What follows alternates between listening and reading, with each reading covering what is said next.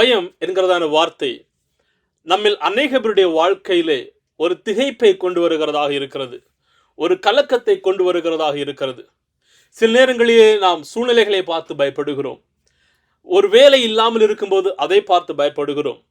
அடுத்த நேரம் நம்முடைய தேவைகளை எப்படி சந்திக்கிறது என்கிறதுனால் ஒரு பயம் நம்முடைய வாழ்க்கையிலே கடந்து வருகிறது. சில விதமான நோய்கள், பலவீனங்கள் நம்மை தாக்குகிறதான போது அதை பார்த்து நாம் பயப்படுகிறவர்களாக இருக்கிறோம். பயம் எல்லாருடைய வாழ்க்கையிலுமே கடந்து வருகிறது. ஆனால் ஒரு தேவ பிள்ளையுடைய வாழ்க்கையிலே இந்த பயம் வருகிறதான போது அந்த பயத்தை நாம் எப்படி சமாளிக்கிறோம், அதை எப்படி நாம் கையாளுகிறவர்களாக இருக்கிறோம். இந்த நாளிலே மத்தேயு 10வது அதிகாரத்திலிருந்து வசனம் 26 31 வரையிலும் பயப்படாதிருங்கள் என்கிறதான வார்த்தை இந்த பகுதியிலே 3 முறை பயன்படுத்தப்பட்டிருக்கிறதாக இருக்கிறது. முழு வேதத்தையும் நாம் படிக்கிறதான போது அநேக இடங்களிலே தேவன் தன்னுடைய பிள்ளைகளுக்கு ஊக்கப்படுத்துகிறதான ஒரு வார்த்தை, நீங்கள் பயப்படாதிருங்கள், பயப்படாதிருங்கள் என்கிறதான வார்த்தை. நம்முடைய சூழ்நிலைகள் எப்படிப்பட்டதாக இருந்தாலும், நம்முடைய சூழ்நிலைகளிலே அநேக விதமான சவால்கள் வருகிறதாக இருந்தாலும் தேவன் சொல்லுகிறார், அதை நினைத்து நீங்கள் பயப்பட வேண்டாம், அதை நினைத்து நீங்கள் கலங்க வேண்டாம் என்று சொன்னால் நான் உங்களோடு கூட இருக்கிறேன் என்கிறதை அவர் அவருடைய பிள்ளைகளாகிய நமக்கு தெளிவுபடுத்துகிறவராகவும் உறுதிப்படுத்துகிறவராகவும் காணப்படுகிறார். 3 விதமான காரியங்களை இந்த பகுதியிலிருந்து நாம் கற்றுக்கொள்ளப் போகிறோம். இயேசு தன்னுடைய சீசர்களுக்கு பயப்படாதிருங்கள் என்று சொன்னதான சம்பவங்கள். முதலாவதாக வசனம் 26 27 இயேசு சொல்லுகிறார், பயப்படாதிருங்கள், மாறாக கர்த்தரை பிரசித்தம் பண்ணுங்கள். அவர்களுக்கு பயப்படாதிருங்கள் என்று சொன்னால் வெளியாக்கப்படாத மறைபொருளும் இல்லை, அறியப்படாத ரகசியமும் இல்லை. நான் உங்களுக்கு இருளிலே சொல்லுகிறதை நீங்கள் வெளிச்சத்திலே சொல்லுங்கள், காதிலே கேட்கிறதை நீங்கள் வீடுகளில் மேல் பிரசித்தம் பண்ணுங்கள். இயேசு தன்னுடைய சீசர்களை அவர் ஊழியத்திற்கு என்று சொல்லி அனுப்புகிறது மாத்திரமல்ல, அந்த ஊழியத்தில் என்ன செய்ய வேண்டும், எதை பிரசங்கிக்க வேண்டும் என்கிறதையும் அவர் தெளிவாக கற்றுக் கொடுக்கிறவராக இருக்கிறார். நான் உங்களுக்கு கற்றுக் கொடுத்திருக்கிறதை, நான் உங்களுக்கு சொல்லி இருக்கிறதை நீங்கள் அதை மறைப்பொருளாக வைக்காதபடிக்கு நீங்கள் அதை வெளிப்படையாக பிரசித்தம் பண்ண வேண்டியது அவசியமானதாக இருக்கிறது என்று சொல்லி ஒவ்வொரு தேவ பிள்ளையுடைய வாழ்க்கையிலும் காணப்படுகிறதான ஒரு முதலும் முக்கியமுமான ஒரு பொறுப்பு என்னவென்று சொன்னால் இந்த தேவனை பிரசித்தம் பண்ணுகிறதாக இருக்கிறது. இன்றைக்கு நம்முடைய வாழ்க்கையிலே இந்த தேவனை நாம் பிரசித்தம் பண்ணுகிறவர்களாக இருக்கிறோமா, அதை நாம் சோதித்தறிய வேண்டியது மிகவும் அவசியமானதாக இருக்கிறது. அருமையான தேவ ஜனங்களே, உங்களுடைய வாழ்க்கையிலும் என்னுடைய வாழ்க்கையிலும் நாம் பயப்படும் தக்கதான காரியங்கள் வரலாம், பயப்படும் தக்கதான சூழ்நிலைகள் வரலாம். ஆனாலும் அவைகளை விடவும் நாம் தேவனுக்கு முக்கியத்துவம் கொடுக்க வேண்டியது அவசியம். தேவ வார்த்தையை பிரசித்தம் பண்ண வேண்டியது அவசியமானதாக இருக்கிறது. நாம் வாழ்கிறதான இந்த சூழலிலே பார்க்கிறதான போது நாம் வெளியே கடந்து சென்று பிரசங்கிக்கிறது என்று சொல்லுகிறது மிகவும் சுலபமான காரியம் அல்ல. அநேக விதமான எதிர்ப்புகள் வரலாம், அநேக விதமான உபத்திரவங்கள் வரலாம், அநேக விதமான பாடுகள் வரலாம். ஆனாலும் அவைகள் மத்தியில் நாம் பிரசித்தம் பண்ண வேண்டும். எப்படி இந்த தேவனை பிரசித்தம் பண்ணுவது? இணையதளங்கள் மூலமாக, செயலிகள் மூலமாக என்று சொல்லி அநேக வாய்ப்புகளை கர்த்தர் உருவாக்கி இருக்கிறார்.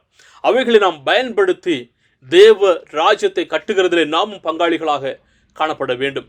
அந்த தேவ ராஜ்யத்தை கட்டுகிறதிலே நாம் ஈடுபடும் போது நாம் எதை குறித்தும் பயப்படுகிறது இல்லை. இரண்டாவதாக இயேசு அப்படி சீசர்களுக்கு சொல்லுகிறார்.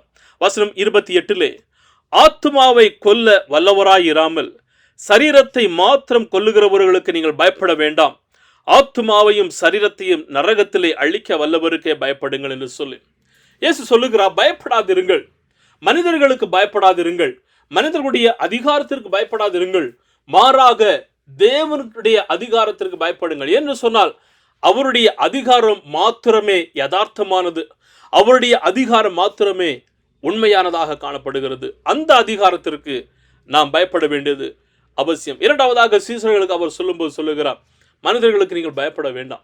மனிதர்கள் ஒருவேளை உங்களுடைய உயிரை மாய்க்கு வண்ணமாக கடந்து வரலாம், ஆனால் அவர்கள் ஒன்றுமே கூடாமல் போகும். ஏனென்று சொன்னால் அவர்களுக்கு அந்த அதிகாரம் கொடுக்கப்படவில்லை, முழு அதிகாரமும் தேவனிடத்திலே காணப்படுகிறது என்று சொல்லி யோவான் 19 அதிகாரம் வசனம் 10 11 வரைக்கும் பார்க்கிறதான போது இயேசுவை பிலாத்துக்கு முன்பதாக எடுத்து சொல்லுகிறார்கள்.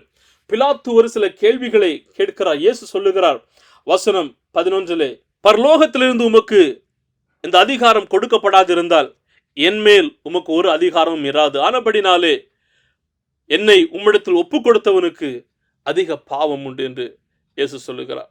தேவன் இந்த முழு உலகத்தையும் அதிகாரப்படுத்துகிறவராக இருக்கிறார். முழு உலகத்தின் அதிகாரமும் இந்த தேவனுடைய கரத்தில் இருக்கிறது. எனவே சங்கீதக்காரர் சொல்லுகிற சங்கீதம் 103 கர்த்தரே தேவன் என்று அறியுங்கள், நாம் அல்ல, அவரே நம்மை உண்டாக்கினார், நாம் அவர் ஜனங்களும் அவர் மேய்ச்சலின் ஆடுகளுமாக இருக்கிறோம். இயேசு சொல்லுகிறார் மத்தேயு 28:18 வானத்திலும் பூமியிலும் சகல அதிகாரமும் எனக்கு கொடுக்கப்பட்டிருக்கிறது என்று சொல்லி. ஆம், நம்முடைய வாழ்க்கையை குறித்ததான அதிகாரம் முழுவதும் தேவனிடத்திலே கொடுக்கப்பட்டிருக்கிறதாக இருக்கிறது. நாம் என்ன செய்கிறோம், எங்கு செல்லுகிறோம், எப்படி செயல்படுகிறோம் என்று எல்லாவற்றையும் தெளிவாக அவர் அறிந்து வைத்திருக்கிறவராக இருக்கிறார். அவருடைய அதிகாரத்திற்கு நீங்களும் நானும் உட்பட்டிருக்க வேண்டியது அவசியம்.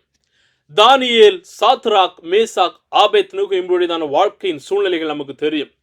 தேவனுக்கு பயப்படுகிறதான பிள்ளைகள் தேவனுக்கு எதிராக எழும்ப வேண்டும் என்று சொல்லி ஒரு சூழ்நிலை வருகிறது. ஆனால் அவர்கள் தேவனுக்கு என்று சொல்லி தைரியமாக இருக்கிறார்கள். சிங்க கபிலை போடுகிறார்கள் தானியேலை. சாத்ராக், மேசாக், ஆபேத்நேகோவை அக்னி சூழலை போடுகிறார்கள். ஆனால் இவைகள் ஒன்றும் தேவ பிள்ளைகளை பற்றி கொள்ளவில்லை. ஏனென்று சொன்னால் அவர்கள் அந்த அரசாங்கத்திற்கும் அதிகாரத்திற்கும் பயப்படவில்லை. அவர்களுக்கு தெரியும் எங்களுடைய அதிகாரையும் வானத்தையும் பூமியும் உருவாக்கின தேவனிடத்திலே காணப்படுகிறது என்று சொல்லி. எனவே இன்றைக்கு நம்முடைய வாழ்க்கையிலும் நாம் ஒன்றை புரிந்து கொள்ள வேண்டும். நம்முடைய வாழ்க்கையின் முழு அதிகாரமும் இந்த சர்வலோகத்தையும் உருவாக்கினதான தேவனிடத்திலே காணப்படுகிறது. எனவே நாம் சூழ்நிலைகளை பார்த்து பயப்பட வேண்டாம். மாறாக யாருக்கு பயப்பட வேண்டுமோ அவருக்கு மாத்திரமே பயப்பட்டு, அவருக்கு மாத்திரமே கீழ்ப்படிந்து, அவருடைய அதிகாரத்திற்கு நாம் கட்டுப்பட்டிருக்க வேண்டியது அவசியம். மூன்றாவதாக வசனம் 29-31 வரைக்கும் சொல்லுகிறது, ஒரு காசுக்கு 2 அடைக்கலான் குருவிகளை விற்கிறார்கள் அல்லவா? ஆயினும் உங்கள் பிதாவின் சுத்தமில்லாமல் அவைகளில் ஒன்றாகிலும் தரையிலே விழாது. உங்கள் தலையில் உள்ள மயிரெல்லாம் எண்ணப்பட்டிருக்கிறது. ஆகையால் பயப்படாதிருங்கள். அநேகம் அடைக்கலான் குருவிகளை பார்க்கிலும் நீங்கள் விசேஷித்தவர்களாய் இருக்கிறீர்கள் என்று சொல்லி. பயப்பட வேண்டாம் என்று சொன்னால் நாம் விசேஷித்தவர்களாக இருக்கிறோம். நாம் விசேஷித்தவர்கள். இந்த நம்பிக்கை உங்களுடைய வாழ்க்கையில காணப்படுகிறதா? நான் தேவனுடைய சமூகத்திலே விசேஷித்தவனாக இருக்கிறேன், நான் தேவனுடைய சமூகத்திலே விசேஷித்தவளாக இருக்கிறேன் நம்பிக்கை. அந்த நம்பிக்கை நம்முடைய வாழ்க்கையிலே காணப்பட வேண்டும். ஒரு 2 விதமான உதாரணத்தை இயேசு இதிலே சொல்லுகிறார். ஒன்று அடைக்கலான் குருவி, இன்னொன்று நம்முடைய தலையில் இருக்கிறதான மயிர். ஒரு காசுக்கு 2 அடைக்கலான் குருவிகள். பழைய ஏற்பாட்டின் காலத்திலே ஜனங்களுடையதான உணவு வகைகளில் ஒன்று இந்த அடைக்கலான் குருவியாகவும் இருக்கிறது. சந்தைகளுக்கு கடந்து சென்றால் இதை நாம் பார்க்க முடியும் என்று ஒரு சில வேத வல்லுநர்கள் குறிப்பிட்டிருக்கிறதை நாம் பார்க்க முடியும்.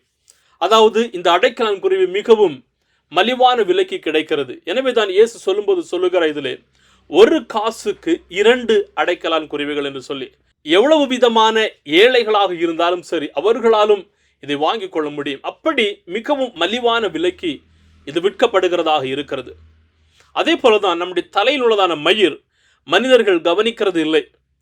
அது ஒரு வீணானது என்று சொல்லி அதை விட்டு விடுகிறோம். ஆனால் இயேசு சொல்லுகிறார், உங்களுடைய தலையில் உள்ள மயிர் எண்ணப்பட்டிருக்கிறது. ஒரு காசுக்கு 2 அடைக்கலான் குருவிகள் விற்கப்படுகிறது. இவைகளை விடவும் நீங்கள் விசேஷித்தவர்களாக இருக்கிறீர்கள்.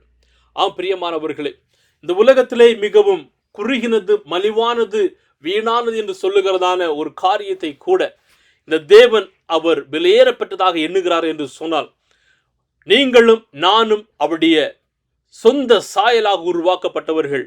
எந்த அளவிற்கு நாம் விசேஷித்தவர்களாக இருக்கிறோம், எந்த அளவிற்கு நாம் உயர்ந்தவர்களாக இருக்கிறோம்.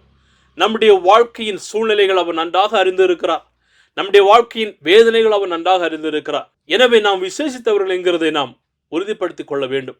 மத்தேயு 6வது அதிகாரத்தில் நாம் பார்க்கிறதான போது வசனம் 25-26 வரையிலும் என்னத்தை உண்போம், என்னத்தை கொடுப்போம் என்கிறதை குறித்து கவலைப்பட வேண்டாம். மாறாக பரம பிதா அவர் பிழைப்பூட்டுகிறவராக இருக்கிறார்.